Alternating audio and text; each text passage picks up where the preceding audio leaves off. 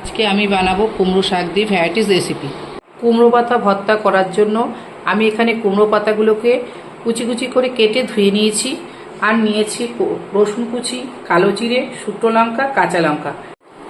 এবার কড়াইতে আমি তেল দিয়ে দিচ্ছি। তেল গরম হয়ে গেছে, দিয়ে দিচ্ছি শুকনো লঙ্কা, রসুন, কালো জিরে, কাঁচা লঙ্কা।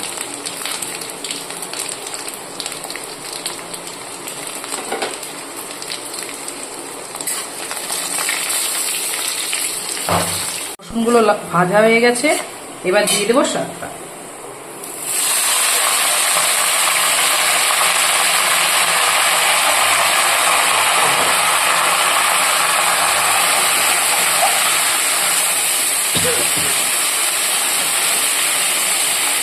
এবার দিয়ে দিচ্ছি স্বাদ মতো নুন আর সামান্য একটু হলুদ।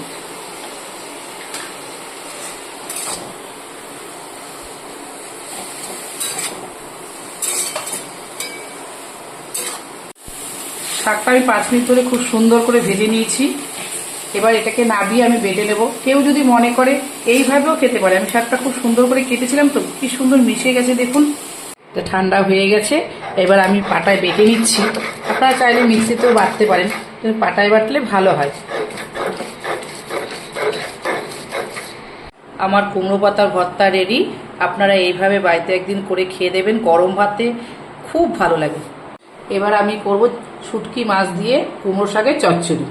তার জন্য নিয়েছি কুমড়ো শাক, আলু, শুটকি মাছ, পেঁয়াজ, রসুন, লঙ্কা। এবার দিয়ে দিচ্ছি কড়াইতে কালো জিরে,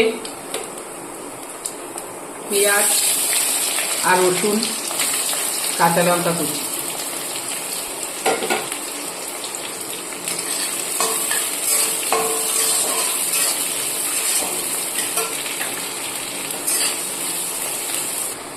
পেঁয়াজটা 50% ভাজা হয়ে গেছে। এবার আমি দিয়ে দিচ্ছি শুটকি মাছগুলো। আমি এখানে লটি শুটকি নিয়েছি, আপনারা যে কোনো শুটকি মাছ নিতে পারেন।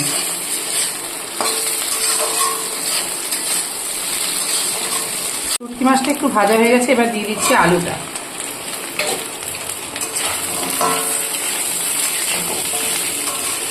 আলুটা হালকা ভাজা হয়ে গেছে, এবার দিয়ে দিচ্ছি স্বাদ মতো নুন,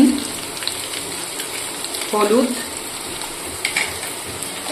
এটা একটু নেড়ে চেড়ে আমি এবার শাকটা দিয়ে দেব।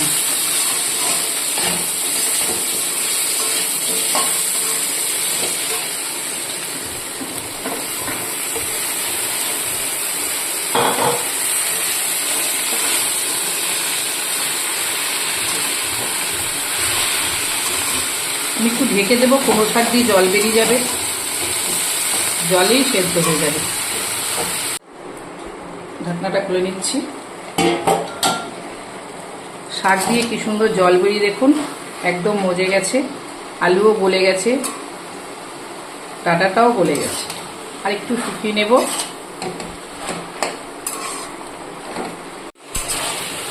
আমার চচ্চড়িটা হয়ে গেছে, দেখুন কি সুন্দর মিষ্টি হয়ে গেছে, ডাঁটাগুলিও গলে গেছে। আমি মাঝে আর একটু নুন দিয়েছিলাম, আর একটু চিনি দিয়েছি, ওটা দেখানো হয়নি। এবার আমি এটা নামিয়ে নিচ্ছি।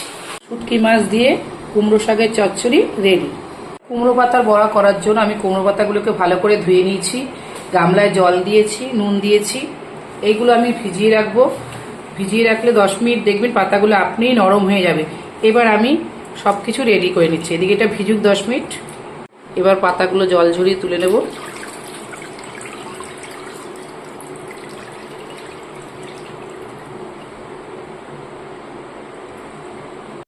এখানে আমি মুসুরি ডাল বেটে নিয়েছি, দিয়ে দিচ্ছি স্বাদ মতো নুন, হলুদ, একটু চিনি। এখানে বেটে নিয়েছি পেঁয়াজ, আদা, রসুন, কাঁচা লঙ্কা আর ধনেপাতা একসঙ্গে আমি বেটে নিয়েছি, এটাও দিয়ে দিচ্ছি। সবগুলোকে ভালো করে মেখে নেব। এবারে একটা করে পাতা নিয়ে নিচ্ছি, নিয়ে এই মাঝখানে একটা করে চিংড়ি মাছ দিচ্ছি, আর ডাল বাটাটা ভালো করে লাগিয়ে দিচ্ছি।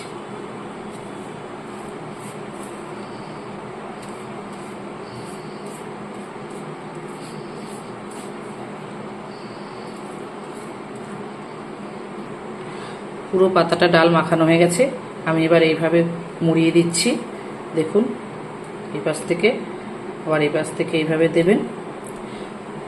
এটা জয়েন্টের জন্য একটু ডাল দিয়ে দেবেন, আবার এই পাশ থেকে এইভাবে দেবেন, আর উপর পাশ একটু ভালো করে ডালটা লাগিয়ে দেবেন।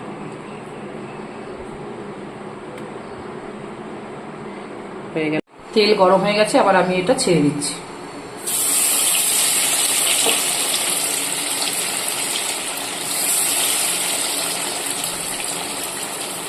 এই পাশটা উল্টে দিচ্ছি। খুব সুন্দর ভাজা হয়ে গেছে, দেখুন ভাজা হয়ে গেছে। এবার আমি তুলে নিচ্ছি, দেখুন খুব সুন্দর ভাজা হয়েছে। এইভাবে সবগুলো ভেজে নেব।